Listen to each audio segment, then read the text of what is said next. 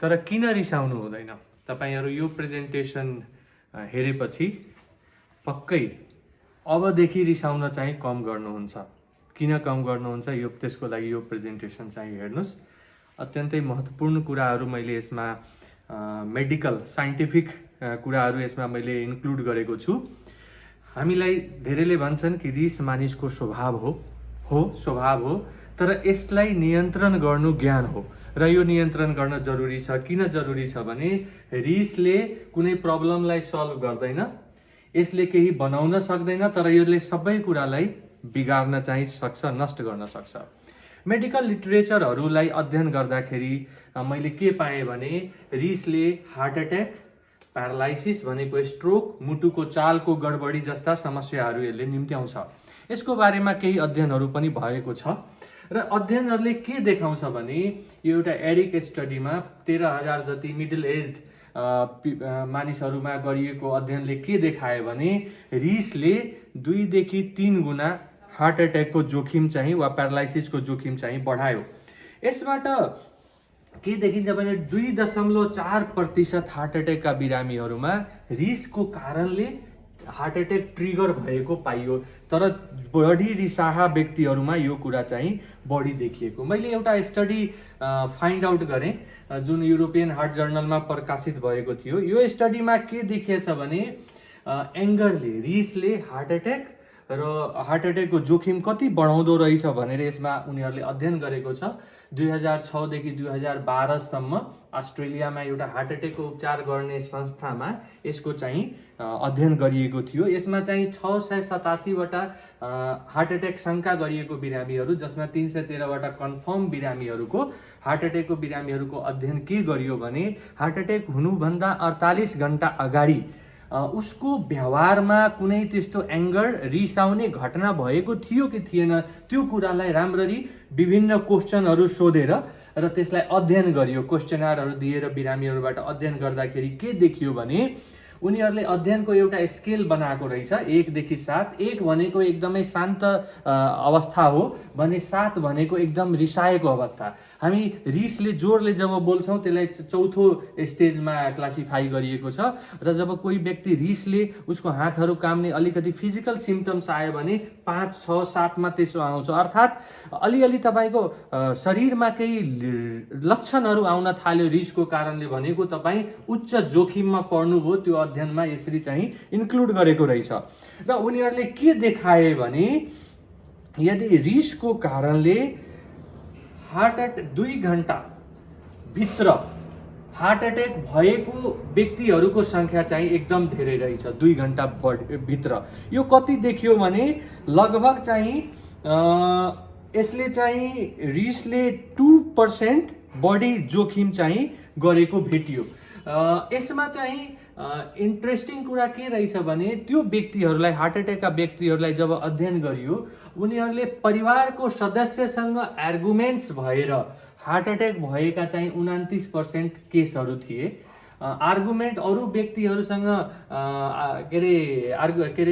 Arguments भएर 42% मान्छेलाई heart attack भएको थियो यदि त्यो रिसको कारणले, र काम गर्ने ठाउँमा रिस उठेर 14%लाई, र गाडी चलाउँदाखेरि 14%। भन्नाले हामी के बुझ्छौँ भने अधिकांश जुन घटनाहरू भइरहेछ कि रिस उठ्छ र त्यो आर्गुमेन्टले या विभिन्न कारणले रिस उठ्छ, चाहे त्यो आफ्नो घरमै हुन सक्छ या तपाईँ अरू व्यक्तिहरूसँग। त्यो यो एकदमै इम्पोर्टेन्ट मलाई अलिकति सेन्सिटिभ लाग्यो कि परिवारको मानिससँग पनि रिसाएर मान्छेलाई घटना चाहिँ हुन सक्छ। र यसले के देखाएछ भने 2 घण्टा भित्र व्यक्तिलाई बढी हार्ट एट्याकको जोखिम चाहिँ रहेछ 2 घण्टा भित्र। अब यसमा हामीले के बुझ्नुपर्छ भने यदि कोही व्यक्ति अत्यन्तै धेरै रिसायो भने उसलाई हार्ट एट्याक हुन सक्छ, यदि विशेष गरेर उसको शरीरमा रिसको लक्षणहरू पनि देखिएको रहेछ भने, र त्यो चाहिँ 2 घण्टा भित्र सबभन्दा बढी चाहिँ जोखिम रहेछ। अब यो एउटा इम्पोर्टेन्ट कुरा के छ भने नर्मल मान्छेमा पनि रिसले हार्ट एट्याक गर्न सक्छ। यो कुरा तपाईहरु सोच्नुभयो भने, सुन्नुभयो भने तपाईहरुलाई आश्चर्य लाग्न सक्छ। हो, यो कुरा वैज्ञानिक ढंगले पनि प्रमाणित कुरा हो। किनभने मुटुको रक्तनलीमा के हुन्छ भने अचानक क्लट बन्न सक्छ रिसको कारणले।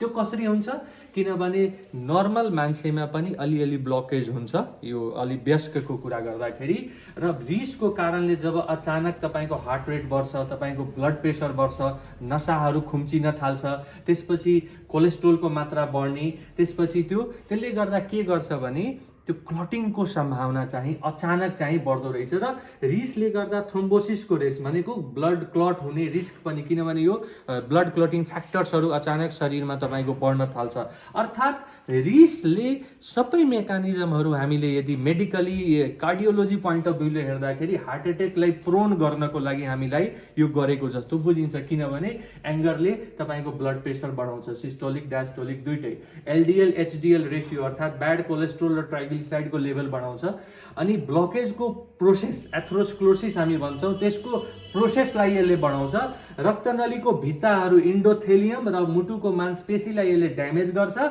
मुटुको चाल सम्बन्धी समस्या ल्याउँछ ब्लकेजको जोखिम 3 गुणा बढाउँदो रहेछ हार्ट एट्याक यो रिसले र यदि तपाईँको ब्याड लक छ भने यो रिसको कारणले हुने नसा खुम्चिने प्रेसर बढ्ने यसले गर्दा के हुन्छ भने रक्तनलीको भित्ताहरूमा ड्यामेज भएर अनि अचानक चाहिँ क्लट बन्ने र मान्छेको हार्ट एट्याक र सडन मृत्यु चाहिँ हुन सक्छ भन्नाले यो तपाईँ पिक्चर हेर्नुहुन्छ भने यो अचानक एउटा नर्मल हेल्दी मान्छेमा ब्लड सर्कुलेसन भइरहेछ र तपाईँ देख्नुहुन्छ कि यो भित्ता जुन वाल छ ब्लड सर्कुलेसन यो वाल रप्चर हुन्छ अनि रप्चर भएर भित्रभित्रै क्लट बन्ने सम्भावना हुन्छ यो पनि त्यही कुरा देखाएको छ यदि तपाईँ रिस्क क्याटेगोरीमा पर्नुहुन्छ तपाईलाई थाहा छैन भने एनी टाइम यसले चाहिँ रिसले मात्रै हार्ट एट्याक गर्न सक्छ यसलाई भन्छ हामी मेडिकल टर्ममा प्ल्याक रप्चर प्ल्याक चाहिँ यो जुन प्ल्याक छ यहाँ कोलेस्ट्रोलको यो जुन प्ल्याक तपाईँ देख्नुहुन्छ यो नर्मली कभर्ड हुन्छ र रिसाएको व्यक्तिमा ब्लड सर्कुलेसनमा प्रब्लम आएको कारणले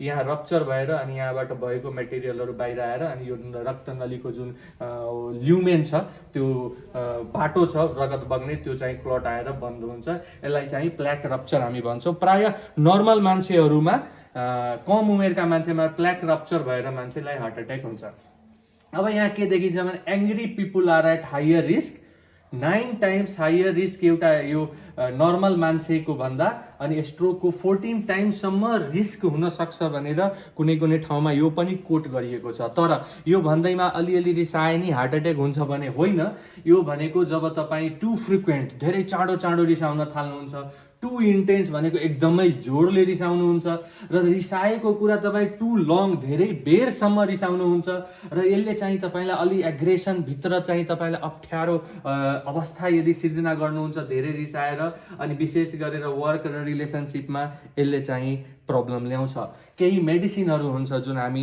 दिएर रिसले गर्दा हार्ट एट्याकलाई प्रिभेन्ट गर्न सक्छ भने पनि छ म आफ्नो प्र्याक्टिसमा यो कुरा पनि फलो गर्छु कि बिरामीको साइकोलोजी उसको के अरे काम गर्ने ठाउँ र यो कुराहरूले पनि म मेडिकली प्रिभेन्ट गर्ने मेडिसिनले प्रिभेन्ट गर्ने कुरा आउँछ अब यति कुरा थाहा भएपछि को मूर्ख होला कि जसले चाहिँ रिसलाई नियन्त्रण गर्न प्रयास चाहिँ गर्दैन हो सो हामी प्रयासरत चाहिँ हुनुपर्छ अल्दो इट इज डिफिकल्ट तर डिफिकल्ट मान्छेको लाइफमा केही छैन यसमा चाहिँ धेरै तरिकाहरू हुन सक्छ म एक दुईटा इम्पोर्टेन्ट कुराहरू यहाँ चर्चा गर्न चाहन्छु कि तपाईँ यो चाहिँ मैले इन्टरनेटमा कुनै ठाउँमा पाएको थिएँ यदि तपाईँ एङ्ग्री हुनुहुन्छ भने यो टर्टललाई याद गर्नुहोस् र 1 2 3 फलो गर्नुहोस् पहिलो थिङ्क बिफोर यु एक्ट अहिले हामी हेर्नुहुन्छ केही कुरा देखियो सुन्यो इमिडिएट मान्छेको रेस्पोन्स भनेको रिसाइहाल्ने भन्नाले अलिकति हामी टाइम आउट लियौँ अलिकति सोच्यौँ विचार्यौँ एकछिन रियाक्ट गरेनौँ भने हामी इमिडिएटली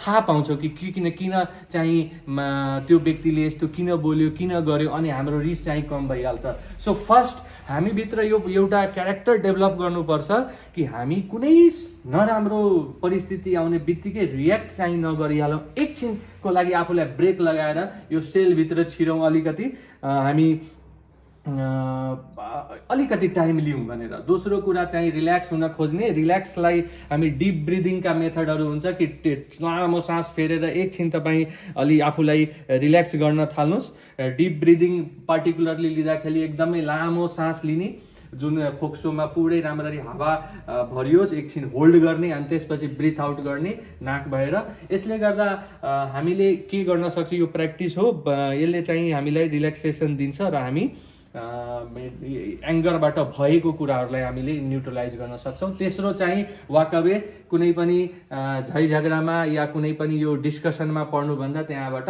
भाग्नु जरुरी छ।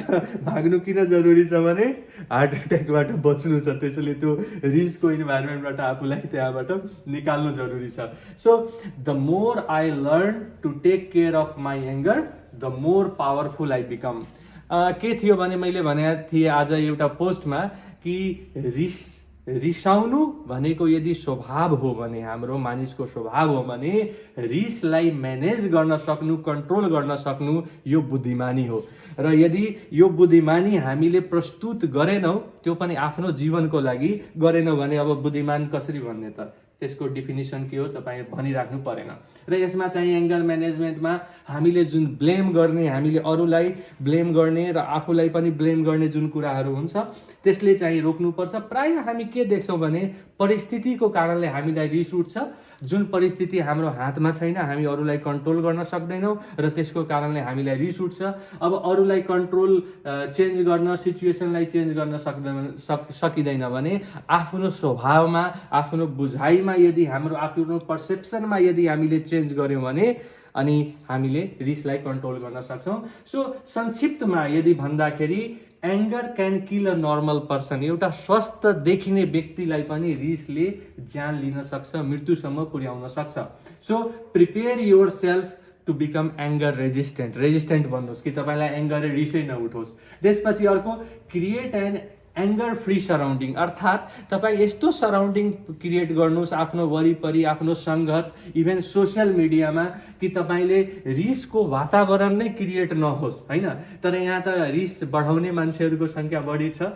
Help each other to prevent anger. मैले भने कि अरूको रिसलाई कसरी न्युट्रलाइज गर्ने त्यतातिर सोच्नुको सट्टा हामी के हुन्छ भने हामीले रिसलाई त्यो पोइजन जस्तो बोल्ने मान्छेहरू पनि कम छैनन् संसारमा। त्यसको कारणले मान्छेलाई रिस उठ्छ।